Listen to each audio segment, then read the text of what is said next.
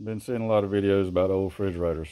Here is I believe it's pronounced Kelvinator. It has looked like this. Let's see, I'm being ready to be 39 my whole life. It has never been operated. Let's see, there's some information on it. I don't know much about it. It's always been used for storage, for welding rods and little odd and end stuff. I've never seen it operate. I got a friend said he could get it fixed, but it's not worth it to me.